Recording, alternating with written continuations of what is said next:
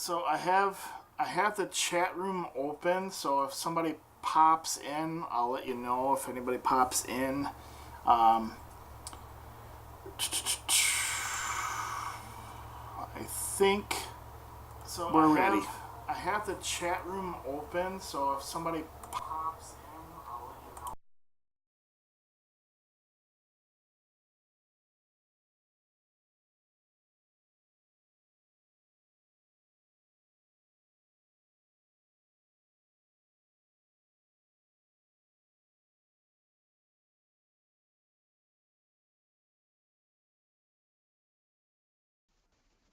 All right. Go over here. We're all good. We're live. All right. Well, if you pop in anytime we're in the middle of this, feel free to chat with us. We're going to be talking about depression and all kinds of things that come along with ghost hunting. And not only that, all kinds of, like how these places affect you as well and can cause deeper depression like states. Well, here with me is Eric from Haunted New England. Hi, man. How's it going? It's going good. How you doing, Brian?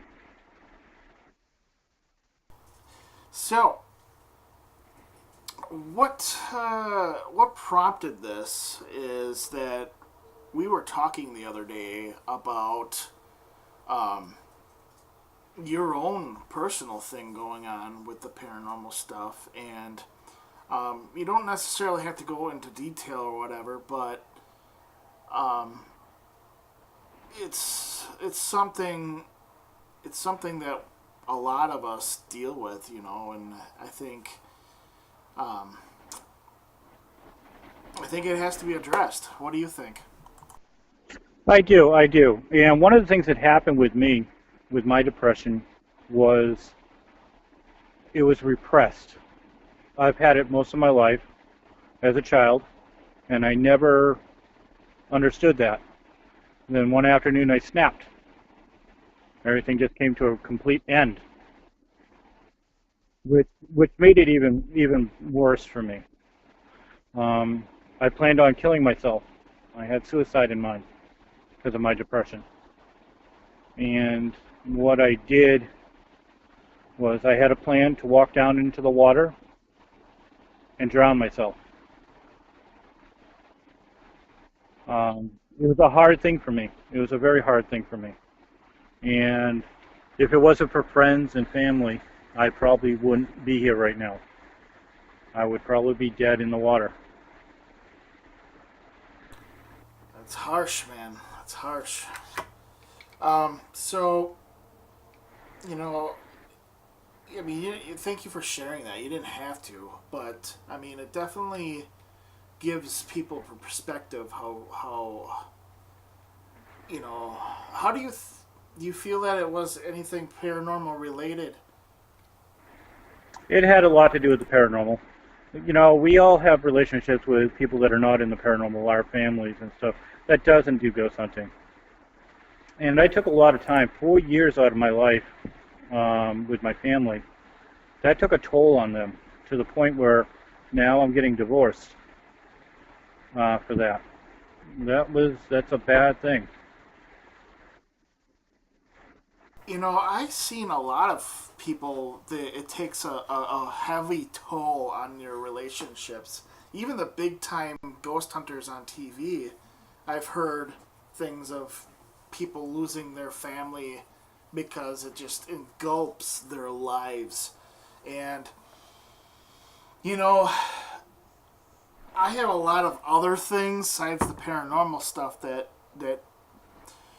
brings me away from my family, and it's I say within the last 3 years I've changed my life around, and bringing my family closer to me, and back in the day, it was actually a ghost hunting. We were investigating a hotel, and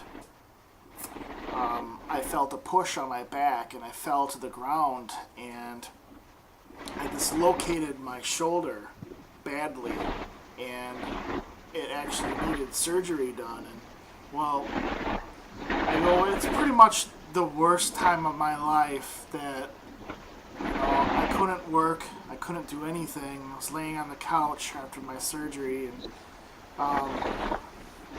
weird story though. I'm gonna do a backstory with that. When I got the surgery done, I actually had, I actually went to.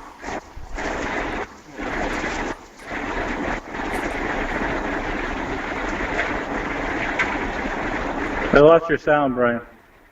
That's your sound. That's the air conditioner thing. Okay. It's all right. I moved. I was trying to filter it out, but Okay. there's I nothing I moved can away do. from it, so. So in the middle of the surgery, I left my body while I was doing the surgery, and I guess my wife was in the room, and she said when I was coming to, I was talking to this lady that had an IV bag tied to a pole. I remember a little bit that I was talking to her when I was coming to. I mean, I was heavily sedated with that, and when I was coming to, you know, I remember this lady that I remember talking to the lady, but my wife told me the whole entire story of what I was talking about. I guess I was walking around the hospital with two other spirits. That these are spirits that I was walking around with while I was under surgery, and it's weird that um, I don't remember walking around in the place as a spirit myself, you know. But story goes that this because of the surgery and because of my ghost hunting, I was gonna get a divorce and I was going through some like bad things, and I began to like after I kind of gained some kind of I could get on my feet and everything. I mean, I continued with the ghost hunting stuff because it was I shouldn't have done it, but it was my scapegoat to get out of reality, I guess. But getting into it, I'd say it's the obsession of it that it I'd say it's more of a demonic force that makes you continue doing this. I think it's more than just a hobby or whatever. It engulfs your life somehow, some way. And It, it's a calling. I don't know exactly if that is the case. I've thought that over and over and over again myself, and I'd say it's a little bit more than that. I think it prepares us for something else later on in life, and it doesn't Right. necessarily mean ghost hunting all your life. I feel that ghost hunting is kind of a new wave religion, if you really think about it. Right. Let me put it this way.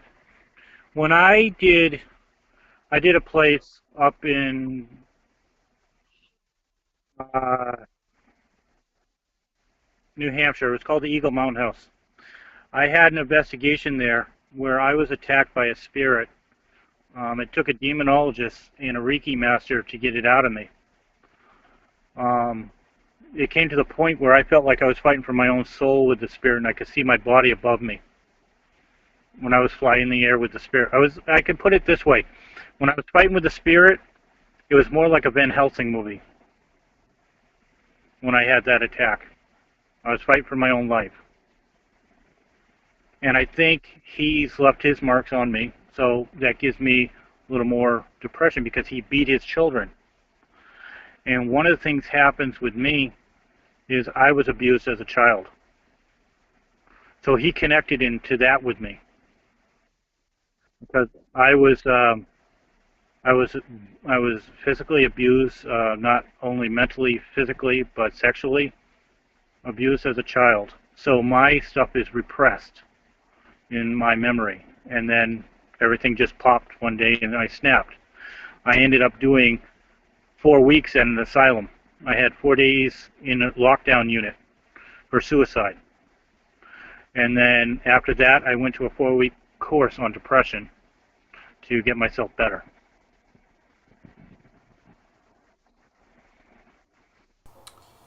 I mean, it happens. It's just I don't know.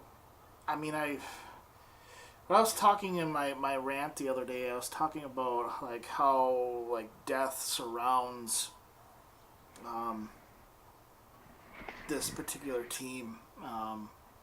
People just seem like they're just dropping like flies, and it could be just coincidence, but I don't know. It's pretty much shortly right after a show that we've done. Within like 8 hours of a show, we hear somebody that was close to one of us, and they just off themselves. It's crazy. Like I don't know. I posted the question a while back on Facebook, and I asked everybody. I said, how many of you guys are actually have depression? How many paranormal investigators have depression? I had over 250 people that were paranormal investigators telling me they had depression. So to have it run rapid and to be, learning a lot more that I learned from the classes is be more mindful when I'm out during the investigations now. Be more mindful of the spirits and how to communicate with them than to be like the next Zach Baggin and yelling and screaming at them. Don't do that. I never do that. A lot of But people do that. It's not. I only. I treat them as you want to be treated. Like a normal person. And that's the way it should be. You're pretty much in their house. You come there and be disrespectful. Obviously, that's they're gonna be disrespectful back. But me personally, I'm not. I don't feel that I'm depressed or anything like that. You know, I obviously been trying to change my life around within the last 3 years. So it has, and it's gotten to that point too that do I want to continue shows? I mean, I'll continue doing helping people out, but show wise, I feel that I've achieved. yeah, I achieved what I already know what's real and what's not. And the goal of the shows were to show people that the stuff exists. and But I really think that if you're going through depression, instead of trying to kill yourself, get the help you need. Go to places, and I can recommend the place I went to. It was called the Brattleboro Retreat in Brattleboro, Vermont. They are there to help. They are there to help you every step of the way. And to have depression, you shouldn't have to hide that you have depression. A lot of people hide it. You shouldn't have to. some people don't know they do have it, and a lot of ghost hunters, they'll say, I'm not depressed. I'm not obsessed with this. I'm just doing it just to do it. But I mean, obviously there's signs behind it as well. I mean, did you know prior to all of a sudden this one day I'm gonna off myself? I actually thought about it one time before, when I got married, week after I got married. I thought about taking pills and ending it that way. I thought about the water one, because I can't swim. And it made a lot more sense just to walk into the water and go. I can't necessarily say that I've always had any thoughts of that. Maybe twice in my lifetime altogether. I feel that. Do you feel that most paranormal investigators, when they go into it, do you feel that they do have some kind of mental illness prior to going into this? I think they're more gifted. I think people that have depression seem to be more open to the feelings of the spirits more than a mental illness. Um, like with me, I was crying on a dime. I could cry like crazy. And now I don't because I'm on a medication. And trying to be who I am as an investigator and everything, my investigations have taken a back seat because of this depression right I now, mean, and for my team. I mean, obviously, you don't want to do this stuff while you're having all this craziness in your head going on, and to add onto it these other emotions from these places, you know, and Yeah. it's. I'm getting some comments here. I was walking my dog at Seven Bridges in Milwaukee, and I see something move. I don't know why. Something very scary. This is actually a past investigation they're talking about that we went to as well.